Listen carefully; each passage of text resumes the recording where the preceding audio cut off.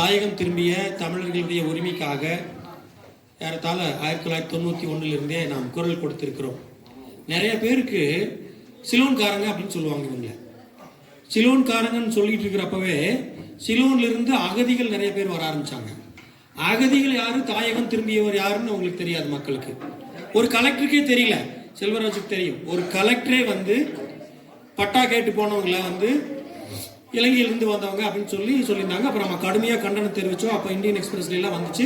அந்த அம்மா கலெக்டர் ரொம்ப பவர்ஃபுல்லான கலெக்டர், நீலகிரி மாவட்டத்திலிருந்து மாற்றினாங்க அந்த கலெக்டர். ஸோ அப்படி வந்து அனல் பறக்க பல இடங்களில் கூட்டங்கள் நடக்கும்.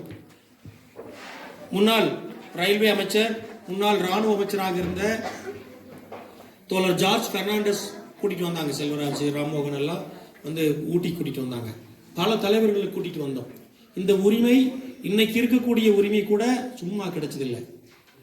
அதாவது அங்கே கண்டி அந்த மாதிரி பகுதிகளில் வேலை பார்த்து அங்கிருந்து 2 பேரும் ஸ்ரீமாவோ பண்டார நாயக்காவும் சாஸ்திரியும் ஒப்பந்தம் போட்டுட்டு உங்களை எல்லாம் கப்பல் ஏற்றி இந்தியாவுக்கு கொண்டு வந்தாங்க. அப்போ கொண்டு வந்து நீலகிரி ஒரு இடத்துல வந்து நீங்கள் நல்லபடியாக டேண்டி உருவாக்கி வசிக்கலாம் அப்படிங்கிறது தான் அப்போ திட்டம். ஆனால் என்னன்னா அந்த டேண்டி வனத்துறைக்கு சொந்தமானது. நிறைய பிரைவேட் எஸ்டேட் கூட வனத்துறைக்கு சொந்தமானது. அங்கே அந்த லீஸ் பீரியட் எல்லாம் முடிஞ்சு இப்போ வந்து வனத்துறை திருப்பி எடுத்துக்கிறோம்லாம் சொல்றாங்க. அதெல்லாம் சரி. ஆனால் இந்த டேண்டி எதுக்காக, யாருக்காக உருவாக்கப்பட்டது?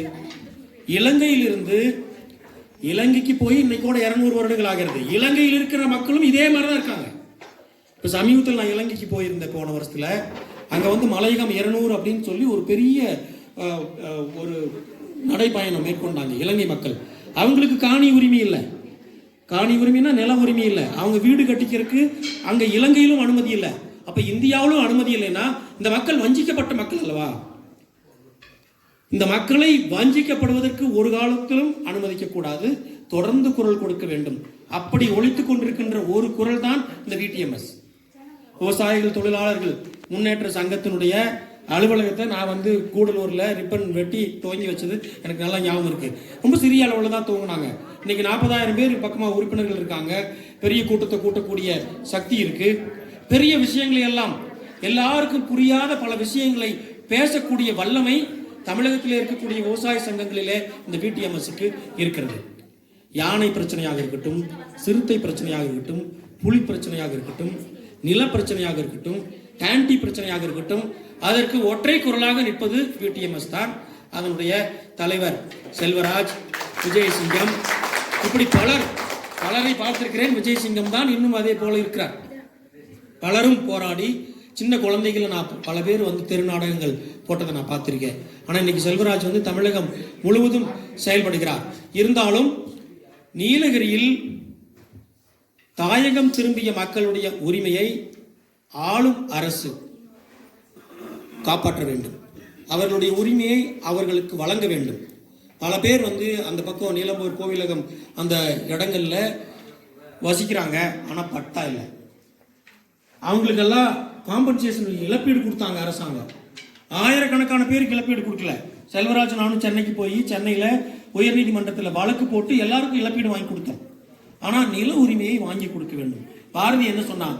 காணி நிலம் வேண்டும் பராசக்தின்னு சொன்னான். அந்த காணி நிலம் இந்த மக்களுக்கு கிடைக்க வேண்டும்.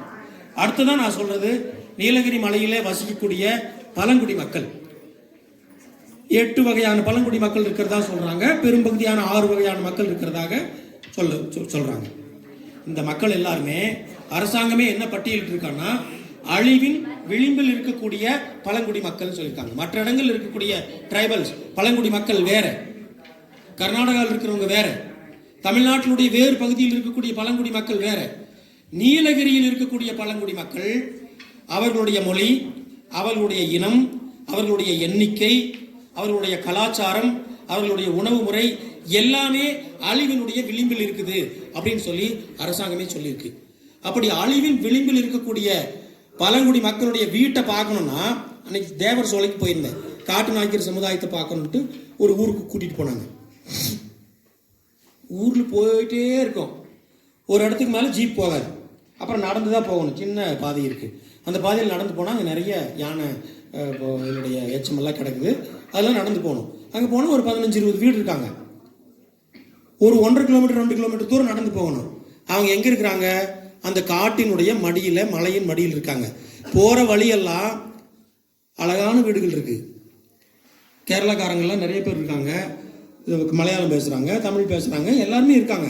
அழகான வசதியான வீடு கட்டி வச்சிருக்காங்க. ஆனா பழங்குடி மக்கள் ஒரு ஓரத்துல, ஒதுக்குப்புறத்துல இருக்காங்க. எத்தனை குழந்தைங்க இருக்குன்னு கேட்டேன். 11 குழந்தைங்க இருக்குன்னு சொல்றாங்க. எத்தனை பேர் படிக்கிறதுக்கு போறாங்கன்னு சொன்னா 2 பேர் தான் சார் போறாங்கன்னு சொல்றாங்க. அரசாங்கம் ஒரு ஜீப் கூட அனுப்புது இந்த குழந்தைகளை கூட்டிட்டு போறதுக்கு.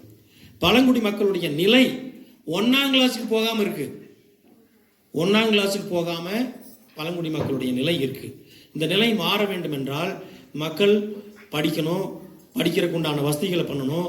அரசாங்கம் இப்போ கேரளாவை எடுத்துக்கிட்டிங்கன்னா, கேரளாவில் ஆர்எல்எம் ஃபார்ம்னு ஒரு இடத்துக்கு போனோம். நாங்கள் சிகே ஜானுவெல்லாம் போராட்டம் பண்ணி ஆர்எல்எம் ஃபார்மில் ஏறத்தாழ 3500 பேர்களுக்கு 1 ஏக்கருக்கு குறைவில்லாமல் இடம் வாங்கி கொடுத்துருக்காங்க.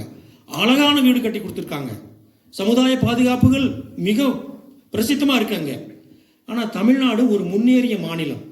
இந்த முன்னேறிய மாநிலம் ஐரோப்பிய நாடுகளுக்கு இணையாக இருக்கக்கூடிய மாநிலம். நம்மகிட்ட பணம் இருக்குது, வசதி இருக்குது, செல்வாக்கு இருக்குது, அரசியல் இருக்குது. அரசியல் யார் யார் கையிலையும் இருக்குது. காலையில் கூட ராமச்சந்திரன் பேசினார்.